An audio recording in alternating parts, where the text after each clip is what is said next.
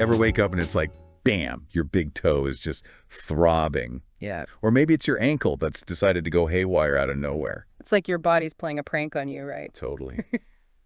Well, listener, today we're going deep on a sneaky culprit you might not expect. Uric acid. Yeah, this under-the-radar byproduct our bodies make. Turns out it can cause a whole lot of trouble. We've got articles here, piles of them, all about what uric acid, even IS, what makes those levels go haywire, and the part everyone wants to know, how to get things back in balance naturally. Think of it this way. Our bodies, they're these amazing machines, right? But even the best engine, it's going to have some exhaust. Okay, I like this analogy. Break it down for us. So we eat, our bodies get to work breaking down food into energy we can use. But there's always going to be a little leftover stuff. Uric acid, that's one of those byproducts, specifically from breaking down these things called purines. Purines, right, yeah, those ring a bell. Yeah. Give us a little refresher on what those are again. Of course. They're these organic compounds found in loads of foods, and our cells actually need some purines to work right. Imagine it like a specific type of fuel our cells use, but just like any fuel, sometimes there are leftovers. When our cells break down those purine-rich foods, uric acid is what's left behind that exhaust we were talking about. So we've all got some level of this exhaust just cruising around in our systems. Oh. What's a normal range, and how do we know if things are getting a little, shall we say, backed up? Great question. For women, it's usually between 2.4 to 6.0 milligrams per deciliter of blood. That's considered normal for uric acid. Men, a tad higher, between 3.4 to 7.0. But here's the thing. These are just averages. The exact range, it can be a bit different depending on the lab. So if you're sitting there thinking, wait, I have no clue what my uric acid level, even IS, you're not alone at all. And that's the tricky part. See, high uric acid often doesn't have any symptoms at first. It's sneaky, builds up quietly in the background, and then, bam, you're hit with some major discomfort. Exactly. And that's why we're diving deep today. Let's demystify this uric acid thing and give everyone listening the know-how to stay ahead of any potential issues. And one of the most common ways that discomfort, it really makes itself known, through gout. Heard of it? Oh, gout, yeah. Pretty sure everyone's heard of gout. Isn't that the one where it's like your big toe is literally on fire? That's a pretty vivid way to put it. But yeah, you're not wrong. It's actually a type of arthritis, inflammatory arthritis to be precise. What happens is when you've got those excess uric acid levels we were talking about, it can build up in your joints. And I mean literally build UP. It forms these tiny, sharp crystals.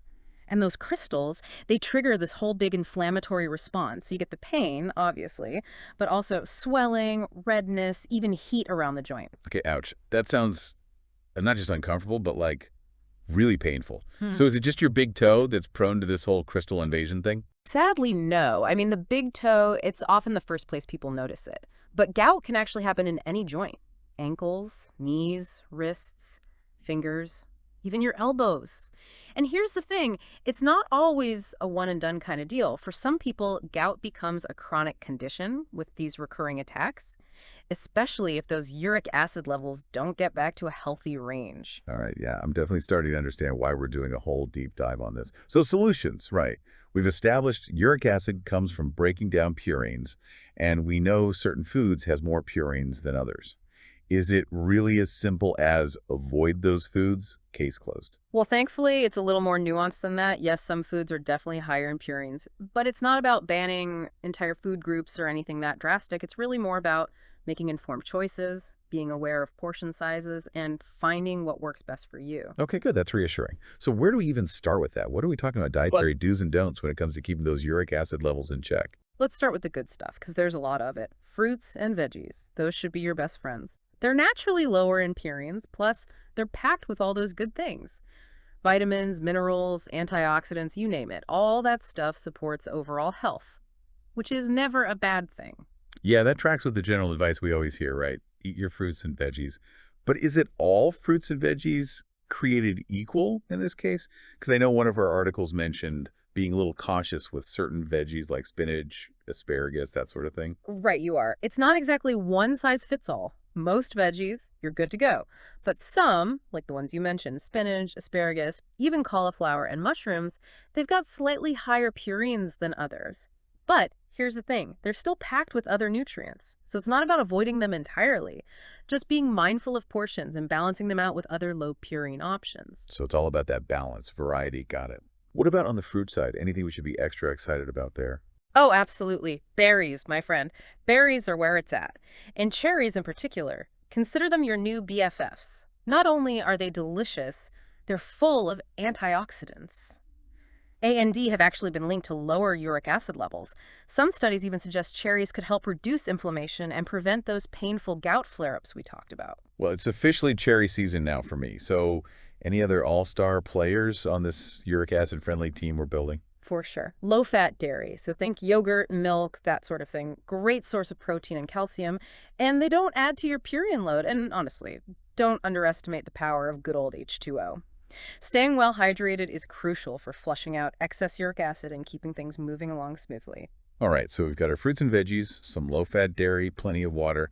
On the flip side, what about foods we might want to, I don't know, approach with a little caution, let's say?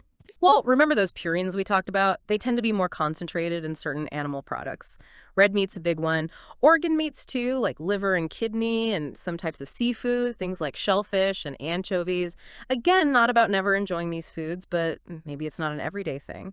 Could you swap out steak for a plant-based protein a couple times a week? Choose salmon or cod instead of shellfish. Little swaps can make a difference. Mindful swaps, finding that balance, got it. This is making a lot of sense. But what about beyond just food? Are there other lifestyle things we can do to help manage uric acid levels? You know, you are spot on. It's bigger than just what's on your plate. It's about your whole approach to well-being. Stress, for example. Managing stress is huge EE. When we're stressed out, our bodies release this hormone cortisol, and cortisol can actually interfere with how our kidneys filter uric acid. Hold on, are you saying all those daily stressors, deadlines, everything going on Yeah. that can mess with our uric acid levels? It's true. And it's one of the many reasons why finding healthy ways to manage that stress is so important, not just for your mental health, but your physical health too. Exercise, meditation, spending time in nature, connecting with loved ones, whatever helps you unwind, it can make a real difference. Okay, I am here for that advice. I'm feeling calmer already just thinking about a nice walk in the park. So we've got diet, stress. Anything else we should add to this uric acid lifestyle checklist? Well, maintaining a healthy weight is key. Carrying extra weight, it can sometimes lead to insulin resistance, and insulin resistance can increase uric acid levels. And speaking of connections, some research has shown that high uric acid levels are linked to an increased risk of type 2 diabetes and even cardiovascular disease. Wow, uric acid, you are one busy little compound. Yeah. It's amazing how interconnected everything in our bodies really is. It really is fascinating, isn't it? It's not just about this one nutrient or that one lifestyle factor. It's about how it all works together. And when you understand that, you start making choices that support your whole self, not just trying to fix one little symptom in isolation. I love that. I love that perspective. It's not about quick fixes, it's about building a foundation. Now, speaking of more holistic approaches, our source, 8 Effective Home Remedies, talked about some interesting herbal remedies that might be helpful for lowering uric acid. What are your thoughts on those? That's an area that's definitely getting a lot more attention these days, and for good reason. People are looking for natural ways to support their health, and there's some really promising research coming out about certain herbs and their potential benefits for uric acid. All right, give it to me. Spill the tea, as they say. Mm. Pun intended, of course, since we're talking about herbal remedies. Which ones caught your eye? Well, green tea, for one, everyone knows green tea, right? Tons of antioxidants. But some studies are suggesting that the catechins in green tea might actually help lower uric acid levels too. Interesting. So it's not just about flushing out the uric acid that's already there, but maybe even reducing how much our bodies are making in the first place. Exactly. Those catechins, they might be able to put a little damper on our body's uric acid production process. Another one that's interesting is apple cider vinegar, another kitchen staple, right?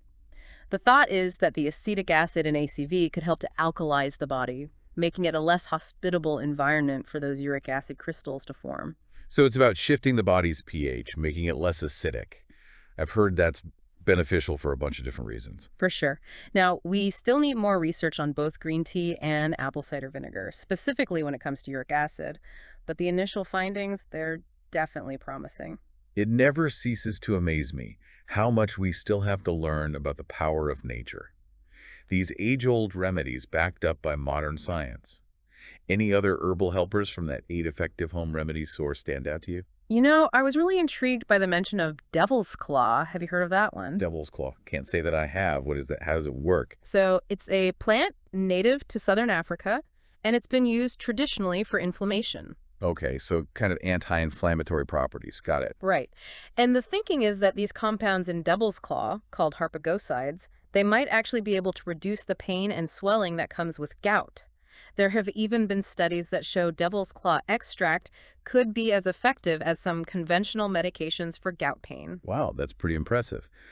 But I'd imagine, like with any herbal remedy, it's got to be important to talk to your doctor before you just add it into your routine, especially if you're already taking other meds. 100%. Herbs, they can be powerful, so it's super important to use them safely and with the guidance of a healthcare provider, especially if you have any other health conditions going on. Your doctor can help you weigh the pros and cons and figure out if it's right for you. Absolutely, such an important reminder. We're all about empowering ourselves with knowledge, but it's always got to go hand in hand with getting personalized advice from a qualified professional. Could not agree more. Wow, we have covered a lot today. Mhm. From like uric acid 101 to all these natural ways to manage it through what we eat, our lifestyle, even herbs. Feels like we've given our listeners a whole toolbox. Definitely. And the biggest thing to remember is it's not about changing everything overnight. Even small changes, if they stick, they add up over time. 100%. Progress, not All perfection. right. So before we wrap up, just out of curiosity, from everything we've talked about today, what's like one big takeaway you'd want listeners to walk away with? For me, it always comes back to knowledge is power. When we actually understand how our bodies work, what's impacting our health, it lets us make choices that are good for us. You know what I mean? Absolutely. We're Mm. not just along for the ride when it comes to our health. And sometimes that journey takes us down some unexpected roads, like who knew stress could mess with uric acid so much? Right. It's all about connecting those dots. Because when you see how everything is related, it's like taking care of one part of yourself ends up benefiting everything. It's all interconnected. Love that. It's not about finding the one magic solution. It's about a whole body approach. Well, we went deep on uric acid today, but as always, there's even more to learn. Oh, for sure. This was really just a jumping off point. So, to everyone listening, I encourage you to take this information and keep digging. And most importantly, talk to your doctor. They can give you personalized advice, which is key. So well said. Knowledge is power, but it's even more powerful when you combine it with the guidance of a qualified healthcare professional. And hey, if you love this little journey into the world of uric acid, make sure you hit that subscribe button. We'll keep bringing you these deep dives, all about the stuff that matters to your health and well-being. Until next time, stay curious. Keep those questions coming. And remember, taking care of your health, best investment you'll ever make. See you next time.